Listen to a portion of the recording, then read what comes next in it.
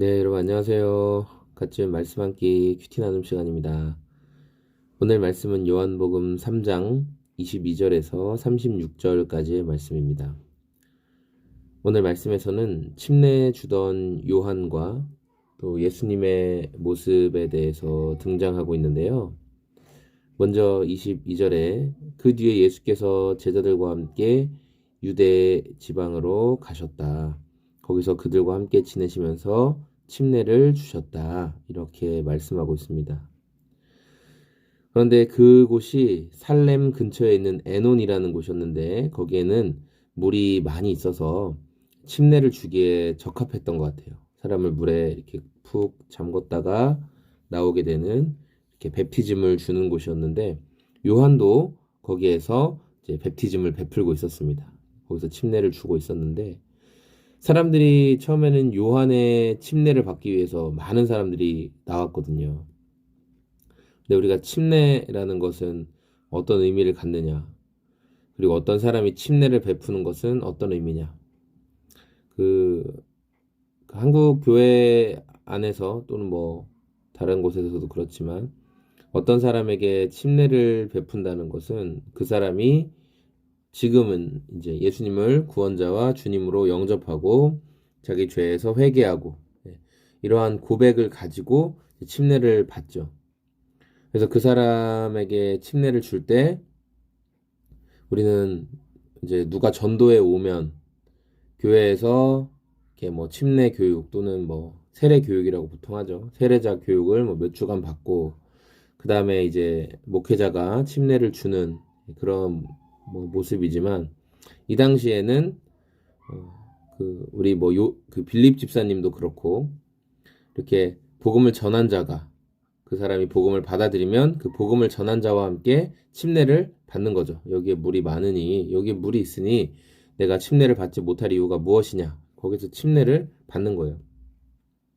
그러니까 누군가에게 침례를 베푼다는 것, 누군가에게 침례를 준다는 것은 사실 굉장한 영적인 그런 권위들 그런 게 있는 거죠. 막 내가 이 사람을 어쨌든 전도하고 또 하나님의 능력이 나타나는 거죠. 전도는 내 힘이 아니라 하나님의 능력이 나타나는 거니까. 이 사람에게 복음을 전했는데 또 이 사람을 양육했는데 이 사람이 복음을 전하는 것 가운데 또 양육받아지는 가운데 깨달음이 있고 내가 정말 죄인입니다. 하나님이 나의 구원자이십니다. 내가 예수님을 통해 구원을 받습니다. 예수님이 나의 모든 죄와 모든 악한 것들을 십자가에서 감당하셨습니다. 이런 고백이 상대방으로 인하여 나올 수 있는 것은 사실 엄청난 하나님의 은혜죠. 하나님의 능력이 나타나는 겁니다. 그러니까 요한이 많은 사람들에게 침례주고 회개하라고 이야기하고 할 때 진짜 많은 사람들이 요한 앞으로 나왔잖아요. 그래서 종교 지도자들이 두려워할 정도로 심지어 종교 지도자들은 어떤 보험을 들으려고 보험 같은 개념으로 요한에게 나와서 요한의 침례를 받으려고도 했었죠.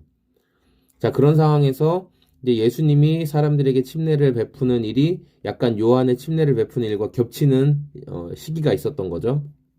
그러니까 요한의 제자들이 이야기하는 거예요. 선생님, 지금 선생님이 그 나보다 먼저 오신 분이다, 뭐 하나님의 어린 양이다라고 말했던 그분이 침례를 베푸니까 사람들이 다 거기로 갑니다. 우리 이렇게 우리 요한 공동체가 인기가 다 사라지는 거 아닙니까? 뭐 이렇게 이제 이야기를 하는 겁니다. 그러자 침례 주던 요한이 했던 말이 뭐였어요? 어, 27절에 하늘이 주시지 않으면 사람은 아무것도 받을 수가 없다. 너희야말로 내가 말한 바 나는 그리스도가 아니고 그분보다 앞서서 보내심을 받은 사람이다. 너네가 이 말을 증언해야 된다라는 거예요. 29절에 신부를 차지하는 사람은 신랑이다. 신랑의 친구는 신랑이 오는 소리를 들으려고 서 있다가 신랑의 음성을 들으면 크게 기뻐한다. 나는 이런 기쁨으로 가득 차 있다. 30절에 그는 흥하여야 하고 나는 쇠하여야 한다. 예. 그러니까 너희들이 생각하는 것처럼 뭐 지금 이 요한 공동체의 인기가 뺏기고 모든 사람들이 예수님만 바라보고 그래서 내가 속상하고 그런 개념이 아니라는 거예요. 내가 어차피 온 이유가 예수님이 영광을 받으시는 것을 보면서 함께 기뻐하는 역할이고 나는 그분의 오실 길을 미리 예비하는 사람이고 예. 그러니까 나는 뭐 예수님이 사람들에게 영광을 받고 인정을 받는다고 해서 그런 걸로 속상하고 뭐 다 그만두고 싶고 그런 게 아니라는 거죠. 네. 나는 그 들러리의 역할만으로 만족한다는 거예요. 신랑이 신부를 맞이하는 것, 신부는 신랑의 차지지만 그러나 그 일을 다 준비하고 함께 결혼 예식의 모든 것들을 주관하고 준비했던 그 신랑의 친구가 마지막 신부가 신랑에게로 올 때 함께 기뻐한다는 거예요. 마치 내 결혼식인 것처럼. 그러니까 요한은 지금 자기는 그런 마음이라는 거죠. 그러면서 31절부터는 예수님이 하늘로부터 오신 분이다라는 이런 이야기를 하게 됩니다. 여기서 되게 중요한 내용은 35절에 아버지는 그 아들을 사랑하셔서 모든 것을 아들의 손에 맡기셨는데 아들을 믿는 사람에게는 영생이 있고 아들에게 순종하지 않는 사람은 생명을 얻지 못하고 도리어 하나님의 진노를 산다 이런 말씀이 있죠. 그러니까 영생을 얻는 자의 조건은 뭐라고 말씀하고 있냐면 아들을 믿는 자, 그 아들을 향한 믿음이 있는 자가 영생을 얻는 거예요.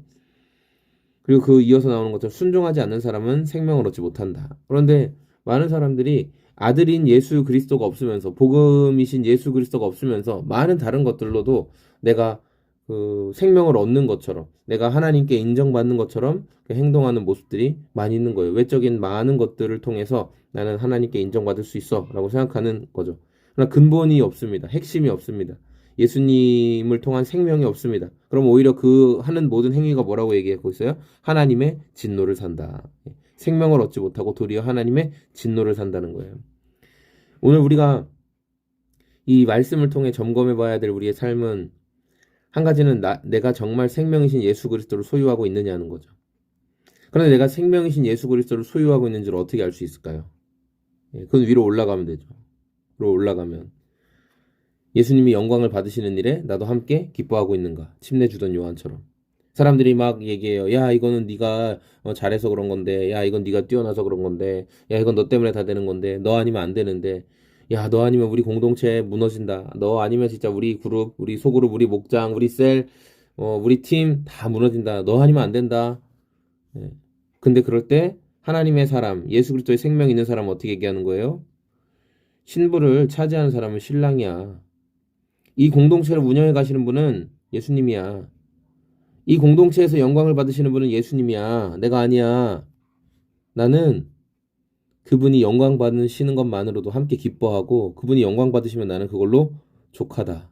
라고 말할 수 있는 사람이라는 거죠. 그런 사람이 바로 생명 있는 사람. 영생이신 예수 그리스도와 함께 동행하는 사람이라는 거예요. 오늘 저와 여러분의 삶에 정말 나는 예수 그리스도의 들러리로 그분이 영광 받으실 때 함께 기뻐하고 있는지. 아, 저건 내 영광인데. 내 영광을 예수님이 받는구나. 혹시 그런 생각은 하고 있지 않는지.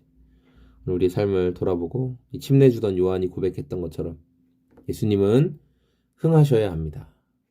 나는 쇠락해져도 상관없습니다. 그분이 영광을 받으신다면 나는 괜찮습니다. 이런 고백이 저와 여러분의 평생의 삶의 모든 순간에 겸손히 그런 고백이 나올 수 있도록 그렇게 주님의 은혜를 구하며 살아갔으면 좋겠습니다. 고맙습니다. 오늘도 그 주님의 은혜 가운데 살아가는 저와 여러분의 오늘이 되기를 소망합니다. 감사합니다. 안녕히 계세요.